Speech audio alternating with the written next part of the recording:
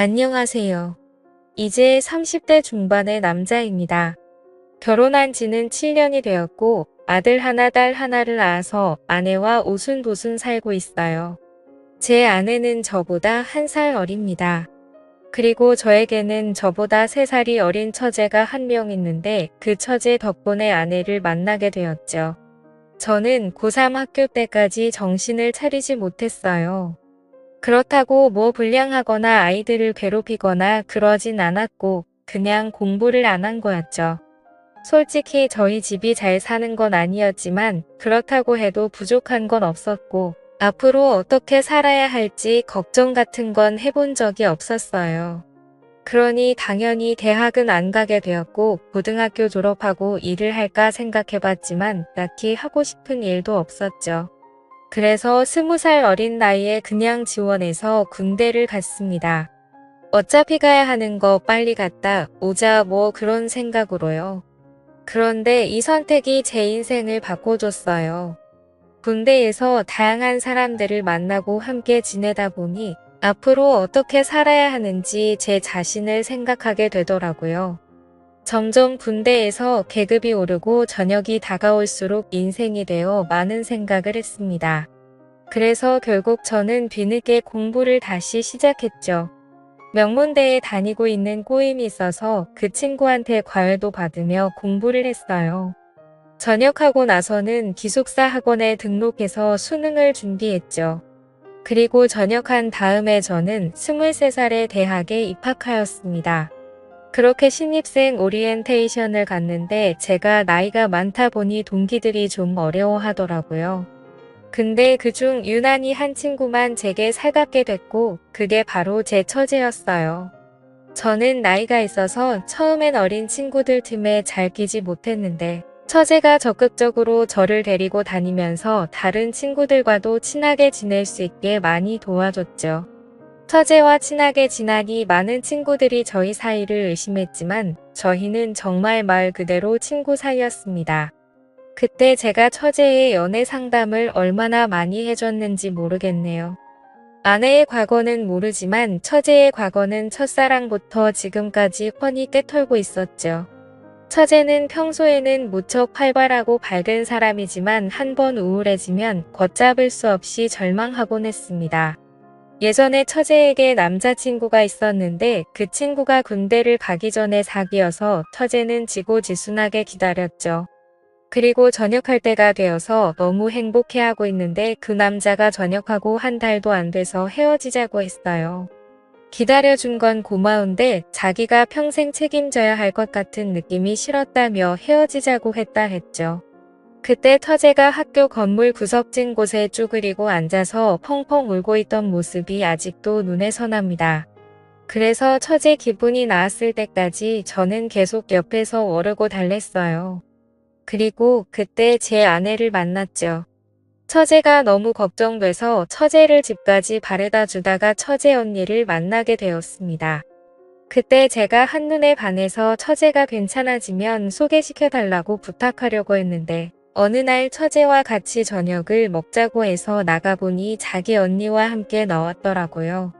알고 보니 제 아내도 제가 마음에 들었던 거죠. 그렇게 아내와 연애를 시작했지만 저는 처제와도 친구 관계를 계속 유지했어요. 그래서 셋이서 여기저기 놀러 가기도 하고 정말 즐겁게 지냈죠. 그렇게 대학을 졸업하고 저와 아내는 취직을 했고 처제는 유학을 갔어요. 그리고 3년 뒤에 저와 아내는 결혼을 하게 되었고 때마침 한국으로 돌아온 처제는 지낼 곳을 구할 때까지 저희 집에서 지내게 되었습니다.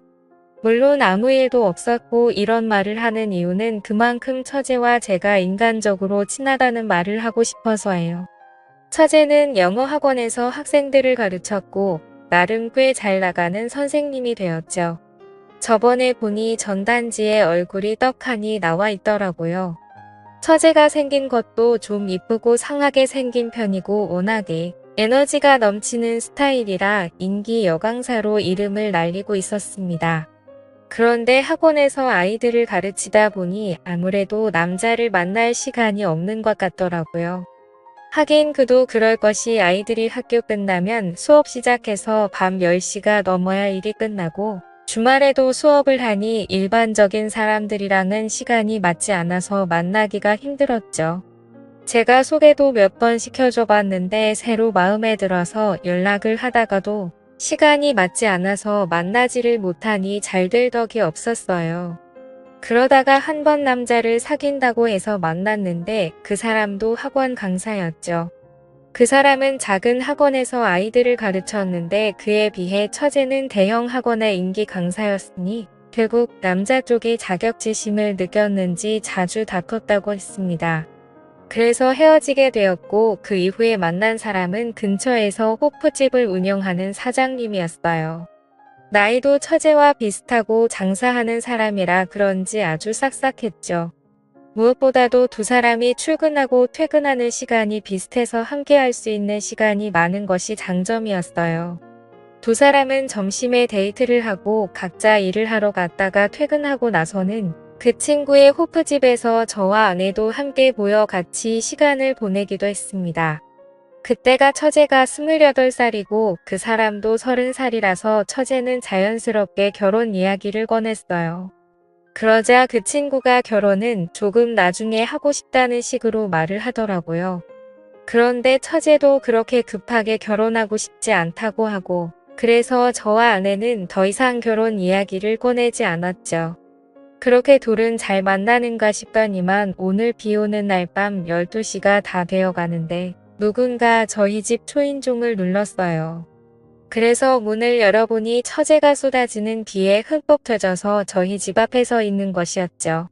저와 아내는 그런 처제를 보고 깜짝 놀랐습니다. 그래서 얼른 처제를 집 안으로 데리고 아내가 처제를 방으로 데리고 가서 옷을 갈아입혀서 나왔어요. 처제는 얼마나 울었는지 두 눈이 통통 부어 있었죠. 아내가 두 눈 처제를 진정시킨 후에도 대체 무슨 일인지 물어봤습니다. 그런데 처제가 말하길 그 호프집 사장이 아르바이트하는 여학생들이라 바람이 났다고 했어요. 그것도 한 명이 아니라 세 명이랑 눈이 맞았다고요. 그러면서 엉엉 우는데 그런 처제의 모습을 보니 마음이 많이 안 좋았죠. 제 생각에 처제는 생긴 것도 예쁘고 능력도 있고 착하게까지 한데 옆에서 지켜보고 있으면 늘 남자친구들에게 버림을 받거나 남자들이 바람을 피더라고요. 아무래도 착하게 너무 잘해만 주니까 남자들이 금방 슬픔을 느끼는 것 같았어요. 아무쪼록 그 연애를 마지막으로 5년 동안 처제는 연애를 하지 않았어요. 못한 게 아니라 정말 안 하더라고요. 이제 남자 만나는 거 지긋지긋하다면서 일에만 전념했습니다. 그러다가 아내가 임신을 하게 되었고 저희는 예쁜 딸을 낳았어요.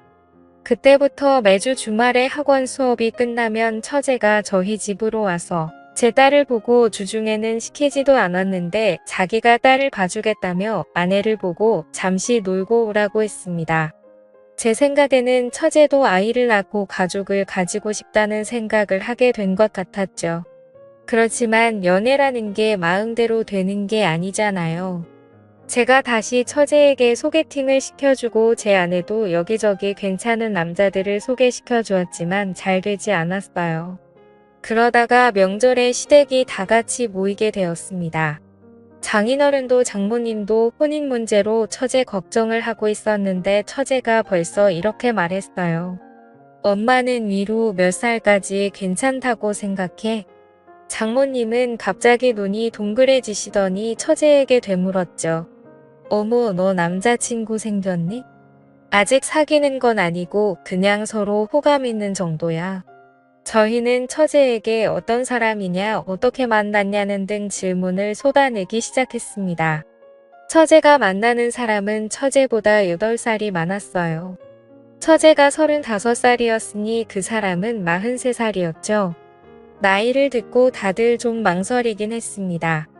그때 장인어른이 조심스럽게 그 사람 한 번 갔다 온 건 아니지? 라고 묻더라고요. 그러다 처제는 크게 웃으면서 아니라고 했어요.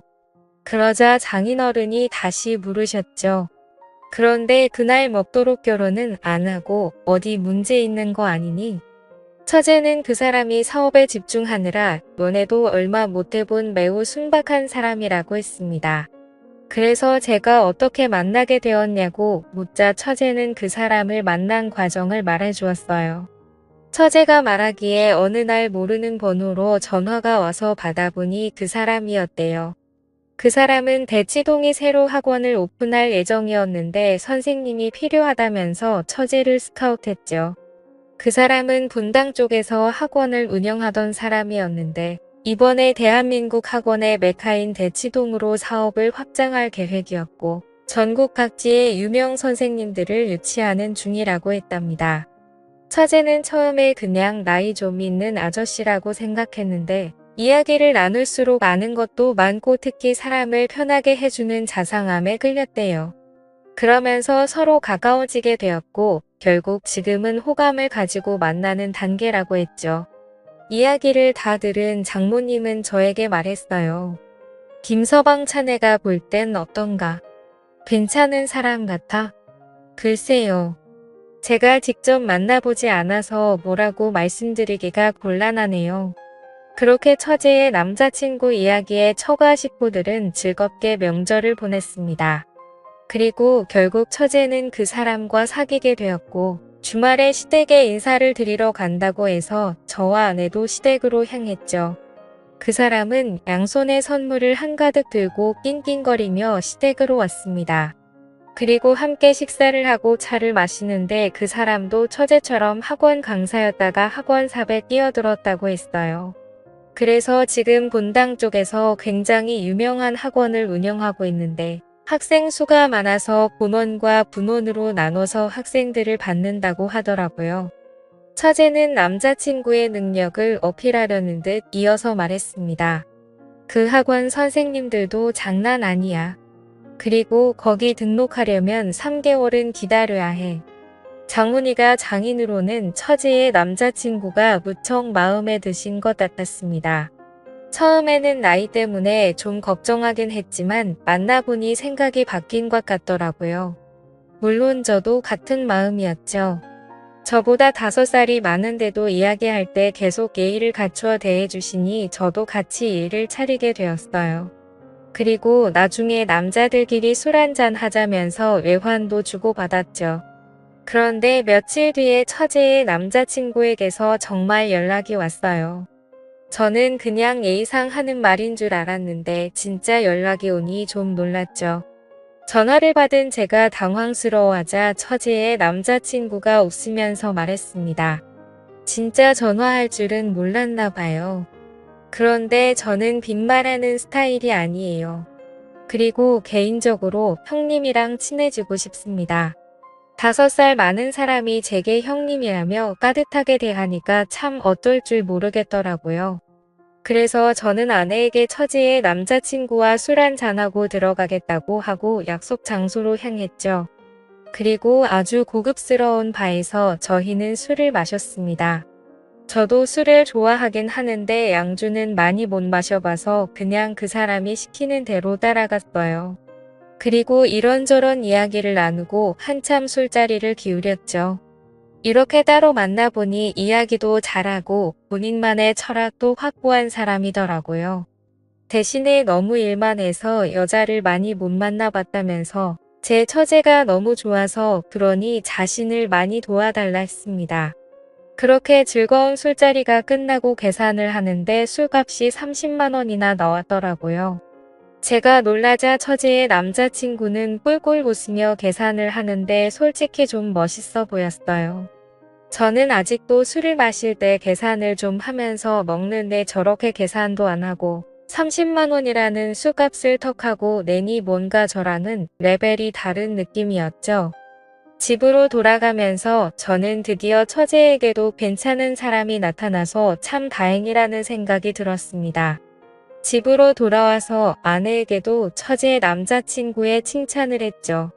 아내도 괜찮은 사람 같다면서 둘이 결혼할 일만 남았다고 좋아했어요. 그리고 한 달 정도 지났을 때 대학교 동기가 결혼을 한다고 다 같이 모였습니다. 저와 처제는 대학 동기 사이여서 오랜만에 처제도 같이 보게 되었어요. 그런데 그 자리에 처제가 좀 늦게 오더라고요.